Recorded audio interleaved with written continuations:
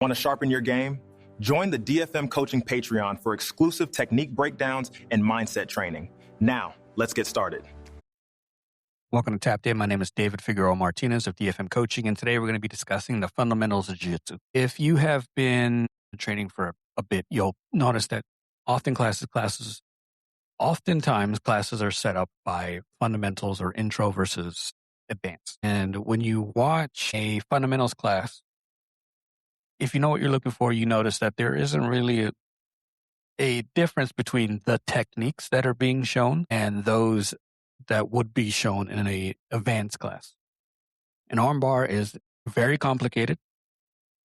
A Kimura can be very complicated. A scissor sweep can be very complicated, and we can look at it and be like, oh, well, it's a simple sweep. No, there's a lot of moving parts to it. There's a lot of ifs and maybes, and if they angle themselves this way and that way. Jiu-Jitsu is complicated. And so I always raise an eyebrow to when people say fundamental. And when you look at those classes, and I was part of the recording of a fundamentals program, and that program had a ton of techniques in it. And looking back at it, and I was just there as an uke, but looking back at it, with my more experienced eyes, I don't think I would have labeled a whole lot of that fundamentals. There isn't really much of a difference between that and an advanced class. And sometimes in the course of the fundamentals, they were just individual techniques that didn't always connect. And that may have just been the person who was putting them together. But there was too much paid into the techniques themselves opposed to like fundamental concepts. And I completely get the advertisement or the need to break between someone who's new, let's say first couple of months, and someone who's been around for a couple of years, and how it's useful to make a split in the class. Whether we want to call it fundamentals or something else is probably a better debate for this, because at the quote unquote fundamentals level, you want to create that class so that people can get used to training with other people around the same levels.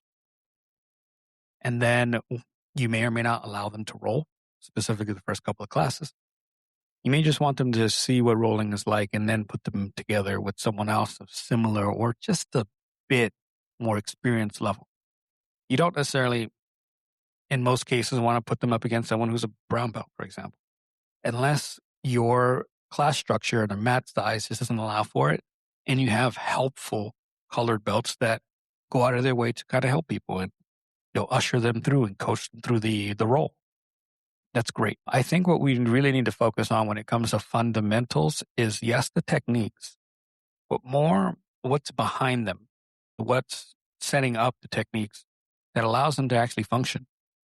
Those things that will traverse any one given technique, and you'll find them behind other techniques. So we can discuss the fundamentals as in like essential, but really it should be, again, about what really makes things work. It's almost like the invisible shit that's really hard to put a finger on sometimes. And things like, if you're going to show techniques at the fundamental level, emphasize, and I know some of us do this really well, but we have to emphasize things like alignment. Break down why a straight spine, quote unquote, posture works one way, but if you're able to bend that spine, it works to your advantage. Or why someone who's being pulled into the guard and their spine is curved, it's more advantageous for the attacker, the person playing guard, than if their spine is straight and their head is up. So breaking that alignment, breaking the alignment of structure if you're passing the guard, understanding things like pressure, understanding things like wedges, things like distance management. Those are really the things that are more fundamental that really need to be discussed. And when I talk about why a technique works, oftentimes I try to at least specify those aspects. I specify a lot of the why behind a technique that I might teach. And it really depends on who's in the class. If I have a lot of upper belts, then maybe I don't harp too far on that because I expect that they have understood this element by the time they got to purple, brown, and so on. But things like if I'm teaching a fundamentals class, someone who's brand new in the first couple of months, I'm going to talk a lot about alignment. And there's certain things that I love to do when it comes to alignment where I'm either twisting them or I'm bending them, either sideways or breaking the posture. And those two, those elements of breaking that alignment go a long way when you're passing the guard. Like, let's say we do, I don't remember what it's called. It's from knee shield. You have one arm behind the thigh and then you're grabbing the pants of the bottom leg. And then I get a grip on the collar. I tend to twist them up there. When twisting them up, they don't have the power to fend you off. So then I discuss how that element is huge for you. I love to discuss the element of when I'm knee cutting and I pass the hip line and I'm no longer having any trapped feet. I'd like to push my hips back, taking small steps and making their knees face the other way. Because then it makes it harder for them to come back and try to regain the guard. And it also allows me to encourage them to turtle away, which gives me the back. I like to discuss when I'm in side control, the arm that's controlling the head, I will palm the mat and then walk my fingers so that there's a curve in their spine, forcing the neck and upper body to be pushed away. It's harder for them to come back and regain a guard when they're not aligned correctly. Things like that are super important because then you start to understand, when I have posture broken, it allows me to submit people better or to sweep people better. The other thing I like to do is you sometimes grab the crown of the head or the upper part of the head and you hold that in place. And then they are not able to posture up very well. The other thing is when you're in side control, pulling the head and making them look the opposite way. So now ridging into you is difficult. Those are characteristics or approaches that are going to be used regardless of what belt you are. And they're super important regardless of the attacking sequence that you have set up afterwards. They're just useful things to know. But we don't necessarily teach all that in many fundamentals classes, at least the ones that I've been in. I'm sure there are classes out there and instructors out there that are doing it at a basic level and doing a fantastic job. I don't normally see that there. It's usually not something you start seeing until you've kind of moved up a bit or you gain more experience. The other thing is harping and really focusing on frames. And early on, sometimes we think frames are just pushing away. It's not exactly it. If I'm pushing with a bent arm, I can only push for so long. If I have straight arms and framing, then I can push for a bit longer because the structure of my arms is one, opposed to there's a bend and now I'm using musculature. There's also the kind of framing that I do when I'm in side control and I'm framing against the hip from bottom. I'm not using my wrist and hand. I'm using more of the elbow or the part of the forearm that's closest to the elbow. That allows me to, again, similar to when my arms are straight, to frame against weight. And I have a couple of training partners who are black belts and are much larger than me, and that saves my life sometimes. Sometimes it doesn't matter. Sometimes they crush it anyway. But if I was using my hand, I would get into territory of when they start almost wrist locking you or dropping the weight real hard and almost bicep slicering you without the actual bicep slicer. It's a weird sensation. I hate it. So those are things that we start looking at how do I create frames with my knees when I'm in bottom of half guard. The knee shield. That framing is so important. And yes, some of us are great at explaining it at a fundamental level. But oftentimes we don't really learn the art of it until we get later. And those are things that should really be taught at the fundamental level so that they understand the importance of these keys no matter what they're doing. Oftentimes we have it the other way around and we're trying to teach techniques in hopes that they understand the other part. But it's really that aspect that really needs to change a little bit. The other thing that I like to teach early is weight distribution and pressure. Pressure, again, me coming up was not something we learned until a little later. I want them to understand weight and pressure early.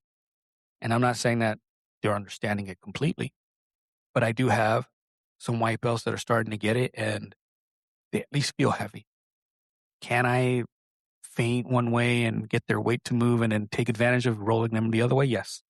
They haven't quite mastered that yet. Of course, they're new, but I can at least feel their weight. And it's super important to get them to understand how to drop their weight with their hips, how to make people carry the weight on their chest opposed to their knees, how to position the weight so it's a little uncomfortable. They're not going to be masters at it, but you want them to be heavy. You want them to understand, oh, I need to impose myself here. And oftentimes when you're going against white belt, and sometimes even blue belts, they're really nice with their weight. I know sometimes I get guys who come in from like an open mat and I'm rolling with them and they're serious and they're imposing themselves in the technique of like trying to get this armbar, trying to get this sweep, this pass, but they're gentle with me with their weight. And I sometimes catch myself and I'm like, hey, you're being too nice to me right now. And they'll look at me like, what do you mean? And I have to explain it to them. And I'm like, this is what you feel like. And then I do it. And they're like, okay, this is what I want you to start feeling like. And I stop dropping my weight and they're like, oh, okay, I see the difference. But again, sometimes we don't convey that message. You're supposed to use everything at your disposal. Your frames, your knees, your elbows, your shins, your forearms, your weight. You're supposed to impose yourself, not just with technique, but with weight. I want people to feel like, oh, being on bottom sucks. And so I try to convey that early. And one of my funnest things for me is getting the lightest person in the room to understand it, because it's an advertisement for everyone else. If I can get the 130-pound person to really understand weight distribution and pressure so that they feel like they're 180, 190, 200, everyone else kind of takes notice. Because now, oh, if he can do it, if this person can do it who doesn't have a whole lot of imposing weight just carrying around, if they can do it, then imagine the person who's 200 pounds, person that's 215, and that starts to feel different. So that ends up being a little advertising for me. So then other people start asking me, how do I put weight? How do I put pressure down? And it takes time and you got to understand where to put it. But those are one of the fundamentals that I think we should be discussing more earlier, way earlier. One of the things that I've noticed, I think it's changing, but I noticed for a while was that upper belts weren't doing it either. Upper belts were really utilizing speed and transition and moving from one position to the next, which is great, especially if you're young. But when you start getting older, you're injured or you got an ailment and you don't have the ability to create pressure, people escape really easily. So my goal is to introduce it super early. So it's a tactic that they can use regardless of whether they are about speed and momentum and shifts, so that when they need to drop that weight, they have it in their back pocket. The other thing that I try to convey early is understanding how to create dilemmas. For example, one that comes up quite often, and I don't know why, from side control and from mount. One of the most quote unquote fundamental submissions that I see across the board is Americana. For whatever reason, I don't know if it's jiu-jitsu, I don't know if it's the way we teach it, I don't know if it's just across the board. It's a very easy to make a mental connection with. They get the Americana, and when the bottom person resists, they kind of move on to something else. But they had the figure 4 grip. And what I've had to teach some of the students is do not bail on that. That's gold. If I'm not allowing you to submit me with it because maybe I'm putting my head back on the inside, or maybe I'm grabbing my hands, maybe I'm stronger than you, transition them out. I have them transition them out because now they've created a dilemma in side control. They've focused all my energy and my focus to defending the Americana. Then now the legs are sometimes busy. It's not your focus. So then they transition them out. And then once I get them to transition them out, they think it's done and then they let go. And I'm like, no, keep it. You can still finish from mount. And then they try it and they figure out, oh yeah, I can. And then I say, and if I continue to defend, what's the next route? And they're not quite understanding. And I'm like, okay, I might bridge to the other side and pull my arm in. Continue with the lock. That's going to transition to an armbar. So that's what I mean by creating these little dilemmas. You want your opponent to have to make a decision that's tough for them, one that you know you might have the answers to, and then you generate a course of action that benefits you best. So when you get that Americana from side control, maybe you finish, you win. Maybe they extend the arm, you chase an armbar. Maybe they extend the arm or they curve it down to the hip. Now you're going to chase Kimura. So there's going to be a cat and mouse game there. But let's say you have the Americana and you just can't finish, but you can go to mount. Go to mount. Advance the position and make it worse for them. If you can't finish the Americana still, advance the position and start turning everything into an armbar. Like today, for example, I rolled with a woman and she had a slight tight, but I was able to kind of like lean to the side a little bit and give myself air. And her next move should have been an armbar, but she didn't see that it was there. So I had to walk her through it. We get so fixated on the one submission that we forget or don't see the other possibilities. And yes, that comes with time, but also it should come with getting people to understand the relationship of submissions to other submissions and other possibilities. And sometimes when you go to a fundamentals class and you see they have, 32 techniques, 50 techniques, whatever it might be. But the techniques don't really, they don't feed into each other and they don't discuss the dilemmas they can create. There's a shortcoming there. And that's kind of like the way I teach is you have an option, you create a dilemma, you have another option, you create another dilemma until there are no more options other than victory. And I try to teach it more connecting. And that's, in my opinion, what we should be doing. So again, when you coach these fundamentals classes, yes, you want them to know technique and you want them to understand techniques and you want them to understand the naming conventions of positions and so on.